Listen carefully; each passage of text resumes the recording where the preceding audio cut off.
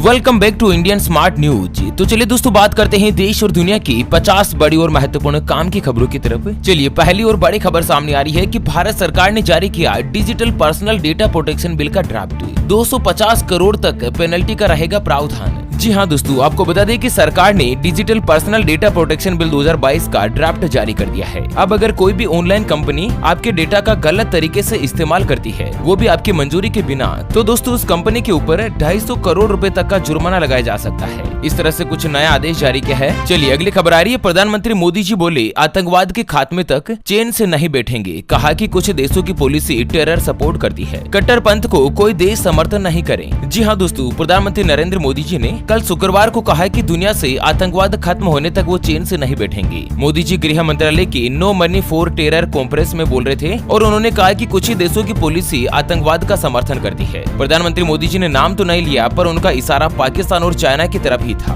तो कुल मिलाकर मोदी जी ने दृढ़ निश्चय कर लिया है कि दोस्तों भारत देश से आतंकवाद को खत्म करके ही दम लेंगे। चलिए अगली खबर है। दिल्ली के एम्स में अब डिजिटल होंगे सभी तरह के भुगतान। आयुष्मान हेल्थ कार्ड से ओपीडी में होगा रजिस्ट्रेशन। तो दोस्तों all India institute of medical sciences अब नई दिल्ली में सभी तरह के जो भुगतान है ना, जो भी पेमेंट है उसको डिजिटली ही पूरा किया जाएगा और ऐसा नियम 1 अप्रैल 2023 से लागू होगा। इसके बाद से सभी तरह के जो पेमेंट है वो पूरी तरीके से डिजिटल हो जाएंगे, यानी कि यूपीआई के अलावा स्मार्ट कार्ड और काउंटर पर कार्ड से पेमेंट किए जा सकेंगे। यानी कि अब केस वगैरह का जो पेमेंट है वो बंद कर दिया गया है दिल्ली एम्स में। ठीक है, चलिए अगली खबर आ रही है। सरकारी बैंकों में सीईओ के कार्यकाल की अधिकतम सीमा हुई 10 साल। केंद्र ने लिया फैसला, जानते हैं क्या होगा इसका सीधा असर। दोस्तों मोदी सरकार की ओर से जो भी सरकारी बैंक है ना, उनके सीईओ और एमडी के कार्यकाल में बढ़ोतरी कर दी गई। पहले किसी भी बैंक में सीईओ और जो एमडी है ना, वो 5 साल के लिए रह पाते थे, लेकिन इसे बढ़ाकर 10 साल कर दिया है। सरकार का मानना है कि बैंकों में अच्छे टैलेंट और अच्छे अनुभव को लंबे समय तक रिटेन किया जाएगा।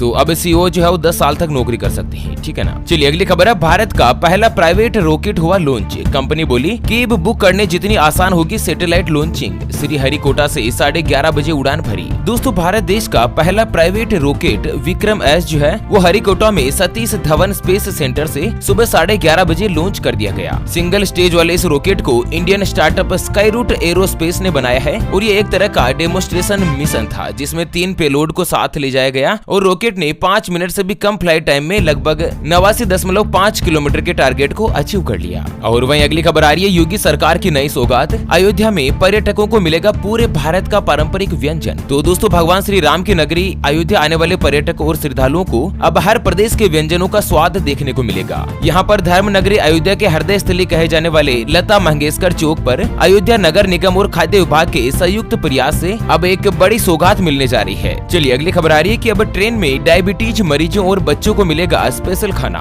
तो भारतीय रेलवे ने कुछ बड़ा बदलाव किया है कि ट्रेन में अब सफर के दौरान जो भी डायबिटीज के मरीज है उनको स्पेशली यहाँ पर खाना अवेलेबल करवाया जाएगा और साथ ही बच्चों के लिए भी स्पेशल कम मिर्ची वाला और बच्चों के लिए पौष्टिक आहार वाला जो खाना है ना, वो IRCTC के द्वारा शुरू किया गया है। चलिए अगली बड़ी और दुखद खबर आ रही है। उत्तराखंड के चमोली में 12 यात्रियों की मौत। SUV 700 मीटर गहरी खाई में गिरी, कुछ लोग बैठे थे छत पर। दोस्तों उत्तराखंड के चमोली में कल शुक्रवार दोपहर 3:30 बजे एक SUV करीब 700 मीटर नीचे गहरी खाई में गिर गई। हादसे में 12 लोगों की मौत हो गई, जबकि 4 लोग गंभीर रूप से घायल बताए जा रहे हैं। मरने वालों में 10 पुरुष और 2 महिलाएं शामिल है। SUV में कुल 21 लोग सवार थे और माना जा रहा है कि 2-3 लोग छतों के ऊपर भी बैठे थे। और वहीं अगली खबर है। बिहार में कोहरे के कारण रेलवे का बड़ा फैसला। 2 महीने रद्द रहेगी 10 जोड़ी ट्रेनें। तो बिहार में ठंड की दस्तक के साथ ही कोहरे ने परेशानी बढ़ानी शुरू कर दी है। कोहरे को देखते हुए भारतीय रेलवे ने 10 जोड़ी ट्रेनों को 2 महीनों के लिए कैंसिल कर दिया है। तो अगर आप भी बिहार से है और दोस्तों ट्रेन यात्रा की प्लानिंग कर रहे हैं तो एक बार ट्रेन का स्टेटस जरूर देख लीजिएगा। चलिए अगली खबर आ रही है कि इस राज्य में प्राइवेट ट्यूशन नहीं पढ़ा पाएंगे सरकारी टीचर। प्रशासन ने लगा दिया सख्त प्रतिबंध। तो दोस्तों जम्मू कश्मीर से बड़ी खबर आ रही है कि यहाँ पर उपराज्यपाल ने जम्मू कश्मीर में प्राइवेट ट्यूशन पढ़ाने पर प्रतिबंध लगा दिया है। अब कोई भी सरकारी टीचर प्राइवेट ट्यूशन नहीं पढ़ा पाएगा। अगर पढ़ाता है तो उसके ऊपर कार्यवाही की जाएगी। चलिए अगली खबर आ रही है कि केंद्र ने दिए 50 करोड़ रुपए। पराली से गिट्टियां बनाने का लघु उद्योग लगाने पर मिलेगी 14 से 28 लाख रुपए की सब्सिडी। तो दोस्तों वातावरण संरक्षण के सेक्टर में स्वरोजगार की अपार संभावनाएं फैल रही है और इसी के मद्देनजर पंजाब के जालंधर के युवाओं ने जो खेतों की वेस्टेज पराली होती है ना, उनसे गिट्टियां बनाने का कारखाना शुरू किया है और दोस्तों सरकार भी इसके ऊपर लगभग 14 लाख रुपए तक की सब्सिडी दे रही है। अच्छा, अगली खबर आ रही है लव जिहाद को लेकर कि जबलपुर हाईकोर्ट का बड़ा फैसला, 2 बालिग कर सकते हैं दूसरे धर्म में विवाह। दोस्तों जबलपुर हाईकोर्ट ने आज एक महत्वपूर्ण फैसला सुनाया। कोर्ट ने साफ किया कि अगर कोई भी 2 वयस्क नागरिक है तो अपनी मर्जी से अलग अलग जाति या अलग अलग धर्म में शादी कर रहे हैं तो इसके ऊपर कार्यवाही नहीं की जा सकती। तो इस तरह से कुछ बड़ा फैसला हुआ है दोस्तों लव जिहाद को लेकर। अच्छा, अगली खबर आ रही है पंजाब से कि कैबिनेट बैठक में गन्ने के दाम बढ़ाने पर लगी मुहर, पुरानी पेंशन स्कीम को भी मिली मंजूरी, कई अहम फैसले लिए गए। आपको बता दें पंजाब सरकार की कैबिनेट की बैठक में गन्ने का दाम बढ़ाने की नोटिफिकेशन को मंजूरी दे दी गई। अब गन्ने का भाव 380 रुपए प्रति क्विंटल कर दिया गया है और ये देश में सभी राज्यों के भाव को देखे ना तो पंजाब में सबसे ज्यादा भाव है। चलिए अगली खबर है यूनिटी स्मॉल फाइनेंस बैंक के ग्राहकों के लिए खुशखबरी, एफडी पर मिलेगा 9% तक ब्याज। दोस्तों जो भी यूनिटी स्मॉल फाइनेंस बैंक में इन्वेस्टमेंट करना चाहते हैं ना तो उनको बता दें कि बैंक ने एक नई स्कीम शुरू करी है जिसके अंतर्गत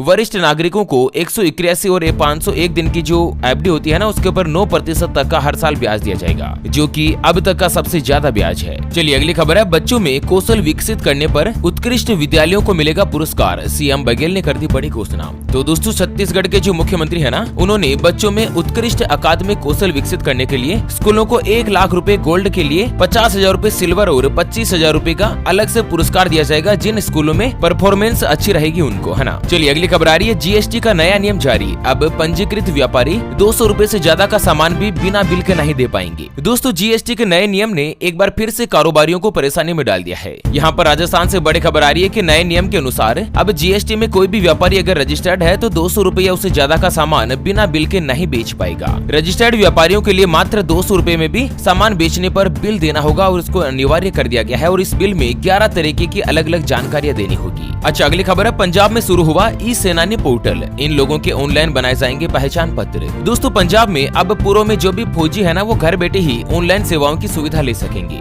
और इसके लिए राज्य सरकार ने ई सेनानी पोर्टल की शुरुआत करी है और इसके ऊपर न केवल पूर्व सैनिकों के बल्कि पूर्व सैनिकों की विधवा और उनके आश्रितों के भी ऑनलाइन पहचान पत्र बनवाए जाएंगे। चलिए अगली खबर आ रही कि 1 दिसंबर तक शारीरिक शिक्षा के शिक्षकों की नियुक्ति पर लगी रोक, कलकत्ता हाईकोर्ट ने जारी किया आदेश। तो दोस्तों कलकत्ता उच्च न्यायालय में विद्यालय सेवा आयोग को शुक्रवार को एक बड़ा झटका लगा। यहाँ पर व्यावसायिक शिक्षा और शारीरिक शिक्षा के शिक्षकों की जो नियुक्ति है ना उसके ऊपर 1 दिसंबर तक के लिए अंतरिम रोक लगा दी गई। और साथ ही अगली खबर है अमेज़न 2023 तक छटनी रखेगा जारी, सीईओ बोले हमारे लिए सबसे कठिन फैसला, स्टोर और पीटीएक्स ऑर्गेनाइजेशन में होगी छटनी। तो दोस्तों सबसे बड़ी शॉपिंग कंपनी अमेज़न जो है ना उसमें भी अब छटनी की जा रही है, यानी कि कंपनी जो है वो लगातार आर्थिक स्थिति में कुछ खामियों का सामना कर रही है, उसके मद्देनजर कर्मचारियों को नौकरी से निकाला जा रहा है और कंपनी का कहना है कि अगले साल 2023 तक छटनी जो लगातार जारी रहेगी। और वहीं अगली खबर है सदी के अंत तक होंगे 1100 करोड़ लोग, आधी आबादी केवल 10 देशों में, जानिए हिंदू मुस्लिम कितने होंगे। तो एक सर्वे में खुलासा हुआ है कि दोस्तों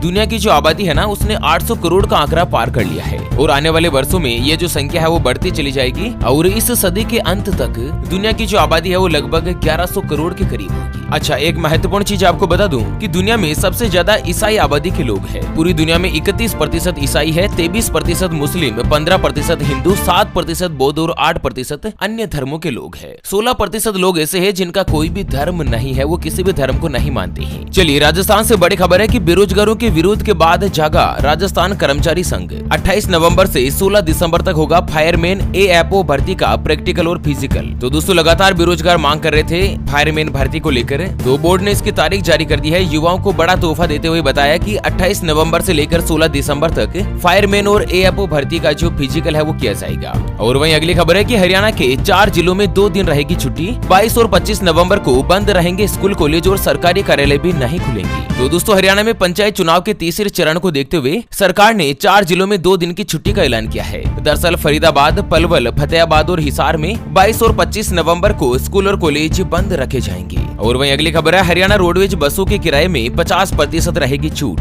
18 दिन तक 10 जिलों के यात्री ले सकेंगे लाभ। गीता महोत्सव पर सरकार का बड़ा फैसला। तो हरियाणा रोडवेज की बसों के किराए में 50% की छूट देने का फैसला सरकार ने किया है। दरअसल 18 दिनों तक सूबे के 10 जिलों के लोगों को इसका फायदा मिलेगा। हरियाणा सरकार ने इंटरनेशनल गीता जयंती महोत्सव को देखते हुए 19 नवंबर से लेकर 6 दिसंबर तक ये छूट जारी करी है 50% के डिस्काउंट की। अच्छा अगली खबर है वर्ल्ड बुक फेयर की तारीखों का हुआ ऐलान। 25 फरवरी से लगेगा दिल्ली विश्व पुस्तक मेला। तो राष्ट्रीय पुस्तक न्यास यानी कि नेशनल बुक ट्रस्ट में विश्व पुस्तक मेला की तारीखों का ऐलान कर दिया है। दरअसल यहाँ पर अगले साल प्रगति मैदान में 25 फरवरी से 5 मार्च तक विश्व पुस्तक मेला का आयोजन किया जाएगा, जिसमें पूरे देश विदेश के जो व्यापारी है वो पुस्तकों को लेकर प्रदर्शनी में रहेंगे। चलिए अगली खबर है, यूक्रेन में छाया अंधेरा, 1 करोड़ लोग बिना बिजली के रहने को मजबूर। जेलेंस्की बोले रूस ने तबाह किए पावर ग्रिड। तो आपको बता दें कि रूस लगातार यूक्रेन के पावर ग्रिड को निशाना बना रहा है और इसके मद्देनजर अभी हालात यह है कि करीब 1 करोड़ लोग जो है ना वो बिना बिजली के रहने को मजबूर है। और चलिए अगली और अंतिम खबर में जानते हैं आज के सोने चांदी के ताजा भाव। तो दोस्तों सराफा मार्केट में आज सोना 45 रूपए मामूली महंगा हुआ है और सोने का ताजा भाव 53,220 रूपए प्रति 10 ग्राम यानी कि प्रति तोला पर हो चुका है। चांदी की बात करें तो चांदी 361 रूपए महंगी होकर 61,732 रूपए प्रति किलोग्राम पर आ गई है। ओके फ्रेंड्स, तो इसी के साथ आज के मुख्य समाचारों के अपडेट बुलेटिन को फिलहाल के लिए यहीं पर देते हैं विराम। वीडियो को लाइक कीजिएगा, शेयर कीजिएगा दोस्तों अपने मित्रों के साथ फेसबुक और व्हाट्सएप के ग्रुप में, और हाँ चैनल को सब्सक्राइब नहीं किया है तो जल्द से जल्द कर लीजिएगा। अच्छा, फिर से होंगे हाजिर एक और नई और काम की जानकारी के साथ। तब तक के लिए जय हिंद, जय भारत,